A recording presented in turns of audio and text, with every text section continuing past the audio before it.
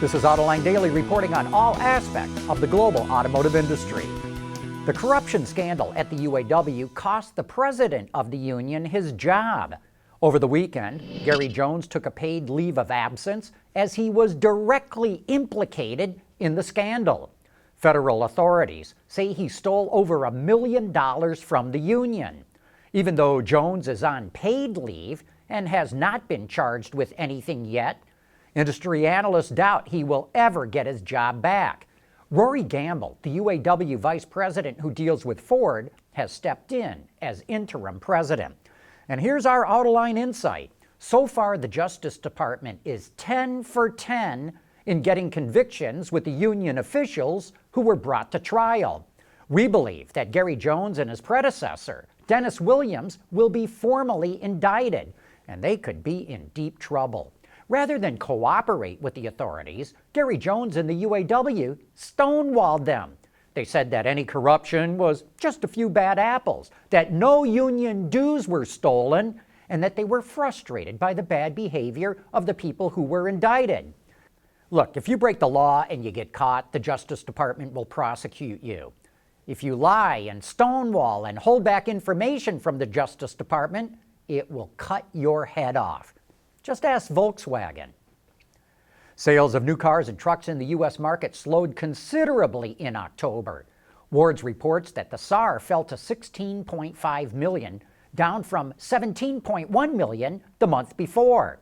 Automakers sold 1.3 million new vehicles in October, down a sharp 5.4%.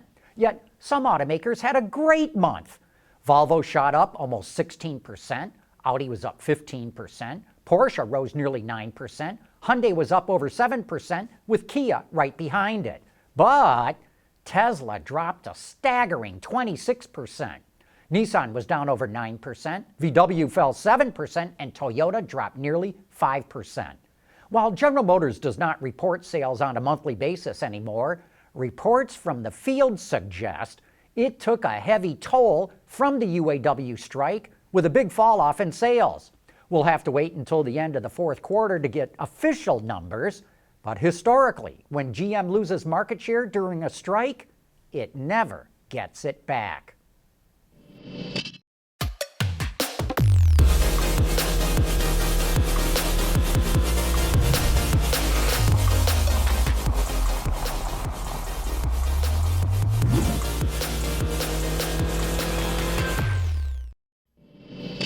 If the merger between Peugeot and FCA goes through, will the new company spin off Alfa Romeo and Maserati?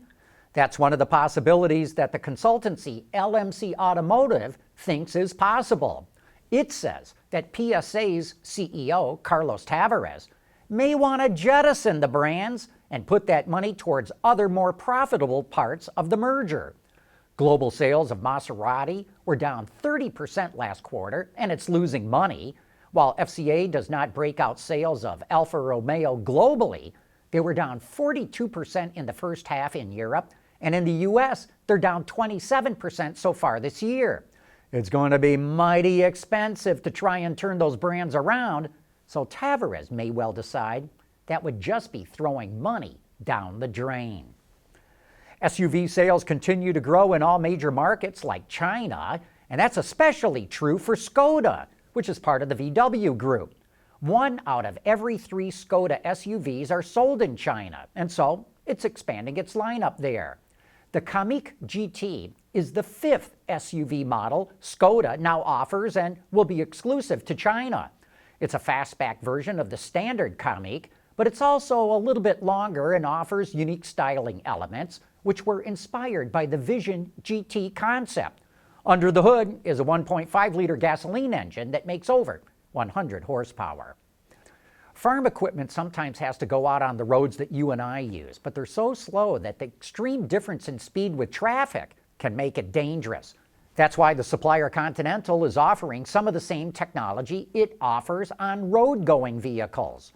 Left turn assist for agricultural vehicles uses radar that can detect approaching vehicles up to 250 meters away. That's about 820 feet. And it gives the farmers either an audio or visual warning. We showed you a little bit of what Mopar will be taking to SEMA this year, but you may have noticed that the reveals lack something that Mopar is known for: horsepower. That all changes tomorrow at 7:26 p.m. Eastern Time, or 4:26 Pacific, which you can watch live at Mopar.com.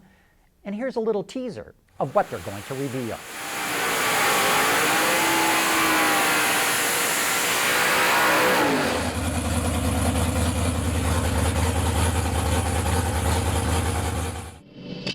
Autoline Daily is brought to you by Bridgestone Tires. Your journey, our passion.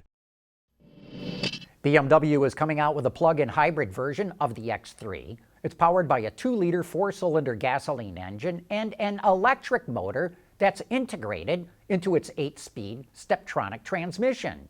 It does 0 to 100 kilometers an hour in 6.1 seconds and has a top speed of 210 kilometers an hour. That's about 130 miles an hour.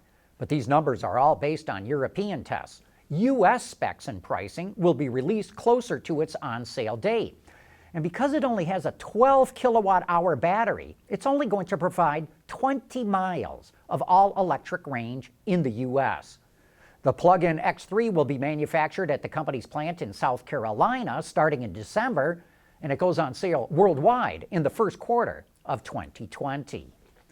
China is already the largest manufacturer of batteries for electric cars, but it's also putting a ton of research into fuel cells. And the Chinese automaker AIWAYS is moving from R&D to commercialization with a new fuel cell EV that uses methanol as its fuel. It says it's using methanol for its practicality and added mileage boost. Range anxiety and slow charging times are an issue with electric vehicles, and a methanol fuel cell car could resolve those issues. AIWAYS partnered with the Danish company Blue World Technologies to help develop its methanol fuel cells.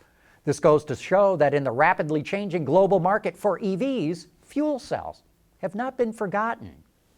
Hey, we got a great Autoline After Hours coming up this Thursday with Joe DeSimone, the CEO of a company called Carbon 3D.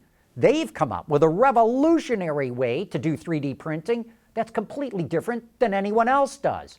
And it could have a lot of automotive applications. In fact, it already does. And you can learn more about it this Thursday when we go live at 3 p.m. Eastern Time.